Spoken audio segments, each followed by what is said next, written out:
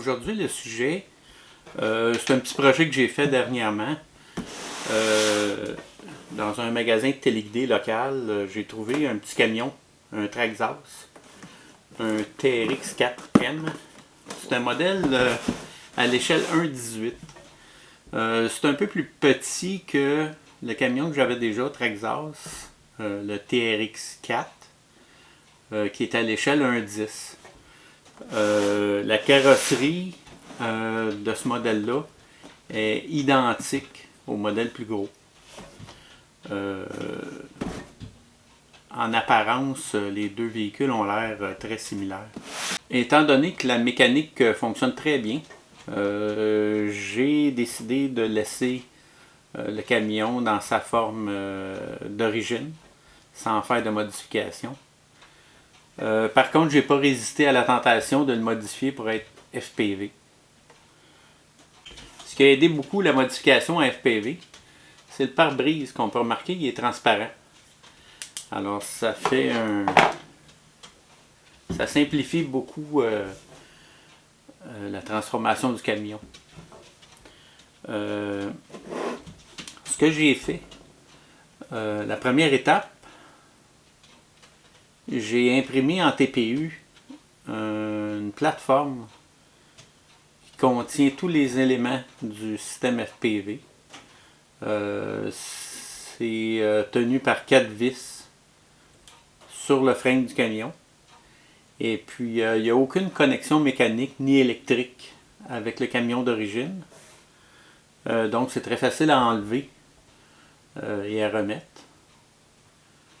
Ce qui va aider le branchement électrique, c'est que Traxxas, les batteries qui vont dans le petit camion, ils ont leur propre prise. Des prises Traxxas à 3 pins, des prises spéciales. Et puis, étant donné que j'ai déjà le chargeur, j'ai déjà le petit appareil pour mesurer la batterie qui ne fonctionnera pas avec ça. Je trouvais que c'était un peu compliqué d'acheter un chargeur juste pour ce camion-là. Alors, ce que j'ai fait, j'ai branché en surplus une prise XT30 et une balance plug. Donc, je peux recharger les batteries avec mon chargeur standard. Je peux la mesurer avec mon appareil standard Battery Tester. Ce que je fais aussi quand la batterie est dans le camion, je branche avec la prise Traxxas sur le camion. J'ai pas pu aller brancher, faire une modification au camion lui-même parce que tout le circuit à l'intérieur il est moulé d'une seule pièce. C'est impossible d'avoir un accès au circuit électronique. Alors j'ai gardé la prise Traxxas que je branche sur le camion. Et puis ma prise XT30 demeure libre, donc je peux la brancher sur mon système FPV à part. Pour les composantes FPV, comme j'ai mentionné avant, j'ai l'adapteur imprimé en 3D, en TPU. C'est flexible et extrêmement solide, c'est indestructible. La première composante qui est en avant, vissée sur le TPU, c'est un ventilateur de refroidissement. Parce que les vidéotransmetteurs de HD0 qui sont sur cette machine-là ne sont pas prévus pour être utilisés autrement que dans un aéronef où il y a beaucoup de vent. Au sol, c'est moins bien refroidi, ça vient assez chaud. Alors j'ai mis le ventilateur, j'ai même mis un déflecteur d'air par-dessus pour augmenter son efficacité. Le vidéotransmetteur, c'est un Race V3 de HD0. Là-dessus, j'ai connecté une antenne TrueRC. Ce sont des excellentes antennes. Ensuite de ça, ici, derrière le vidéotransmetteur, il y a un petit contrôleur de vol. Pourquoi mettre ça?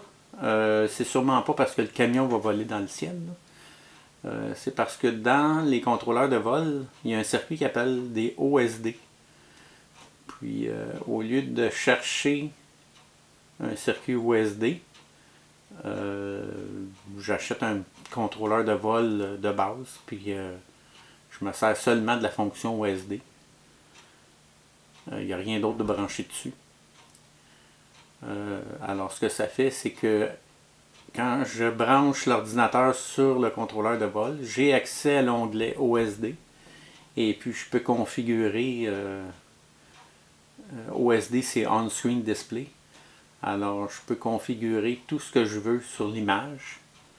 Il y en a beaucoup d'options. Moi je me sers seulement le temps de la batterie branchée, le voltage de la batterie, le nom du pilote. C'est à peu près tout. Le dernier élément ici en arrière, c'est la caméra. C'est une micro V3. Une très bonne caméra. Alors ce petit projet-là, une fois terminé, ben, ça va faire un troisième camion téléguidé dans ma collection.